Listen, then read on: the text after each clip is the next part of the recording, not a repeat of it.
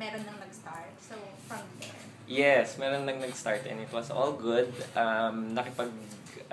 Nakipag-coordinate na lang kami dun sa nag-umpisa. At hinanap namin kung paano ma-improve yung serbisyo namin, yung tulong namin. At within a span of 36 hours, nagkaroon kami ng version 2 na using Google Forms. Medyo nakatago yung private information.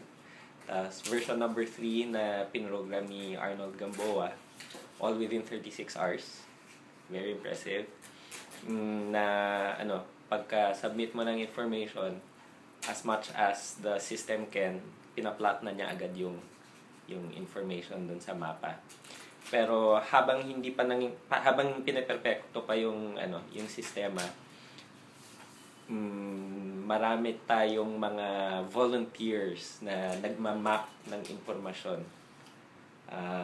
Ito yung mga ordinary people out there in different places around the country who are willing to spend their time para lagyan ng tuldok sa mapa para mas madaling mahanap ng mga tao kung paano magbigay ng relief goods, kung nasaan yung mga evacuation centers, at kung sino-sino ang mga humihingi ng tulong sa iba't ibang lugar. Tapos ito po ay nililink niyo sa mga nagre-rescue like sa MMDA. Yes. Yun yung isa kong task na binigay kina Ross. Nakisuya ako kay Ross at kay Eileen. Sabi ko, ang ganda ng impormasyon natin. Napakarami nating data points, information. Siguraduhin natin na nagagamit ito ng mga tao na makakatulong. Siguraduhin natin na magamit ito ng mga tao na kailangan itong informasyon. Yung mga rescuers, mga relief operations. Para magamit nila ito sa pagsagip ng mga tao. So, yes. Actually, na-confirm na lang namin yun last week with Ariel Roda of Angel Brigade. Isa siya sa mga na-meet kong fellow volunteers nung Ondoy. Siya yung nagsabi sa amin na, oo, Edong, tunay na napakalaking tulong nung mga mapa at saka ng mga database na ginawa para mag-guide sila kung saan nila dadalhin yung mga relief goods, kung anong sitwasyon doon, kung gaano karami. Recently ko na lang na-confirm na nagamit yung information natin. So, nagamit yung volunteer. Ano po yung feeling na na-confirm niya na sobrang useful na information? Ayun, affirmation. Kasi for some time, hindi ko sigurado kung yung ginagawa naming song and dance number ay tunay na nakakatulong. At siya yung nag-confirm.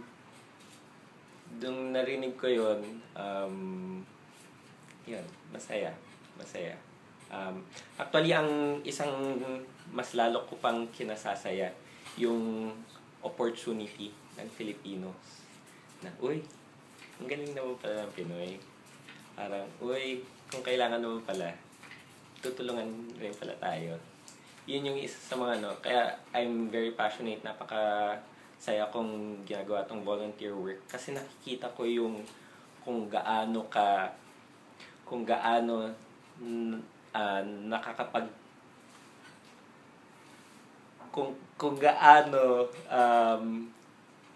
Englishin ko nakita ko how Filipinos are able to come together as one when there is a need for it. Yun yung ultimate na super high ko, natural high ko. Makita ang iba't ibang tao from different backgrounds na nagsasama-sama upang tulungan ang kapwa Pinoy natin.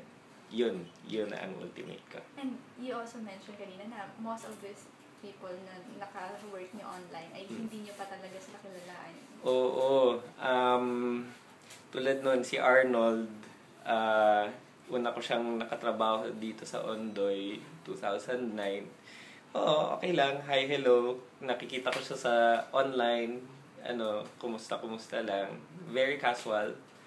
Pero first time ko siyang na-meet last week nung nagkaroon kami ng volunteers night.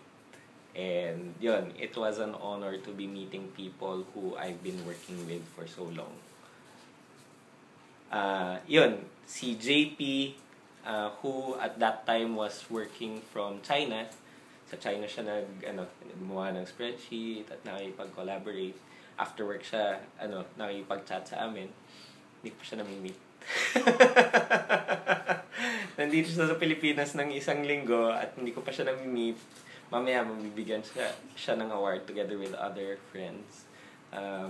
At yun, I feel like brothers to them. Next time I see them, matutuwa akong kamayan siya dahil he did a very good job. Mm-hmm. So sir, dito po sa effort na to, nakita natin yung parang power ng social media, even though it's just online. Pero sa tingin niyo po, ano po yung advantage ng isang rescue system sa pamamagitan ng mga social media? The engine. Ang tinutukoy kong engine ay yung mga tao na tumutulong. Tingin ko yun yung pinaka-asset nung ginawa namin. Na binuksan namin yung sistema para kahit sinong tao who's online in social media ay kaya nilang tumulong, kaya nilang gamitin yung impormasyon. Kung masyado siyang centralized na 10 o 20 tao lang ang tumutulong sa isang opisina ng isang government, hindi siya kasing powerful as kung bukas ito sa lahat ng tao na tumulong. Ano na nga ulit yung tanong? Nasagot ko ba? So parang siya, kumbaga, basta may access ka sa internet, pwede silang nung nagkita-kita kami mga volunteers last week, isa sa mga napag-usapan namin ay mabuksan yung sistema, yung platform sa SMS. Kasi sa ngayon, Twitter, kailangan online so, pinaplano na rin namin na makatanggap kami ng SMS reports, rescue. Gawa na lang tayo ng agreed formats. Tapos, yun, para kahit yung mga tao na walang access sa Twitter or sa Facebook, kaya nilang magpatulong at kaya nating tugunan yung healing nila. Text na lang. Text nila. Okay. I think that's all, sir. Kunan ka na namin ng mga videos. Okay. Yay! Check it! Oops, sorry.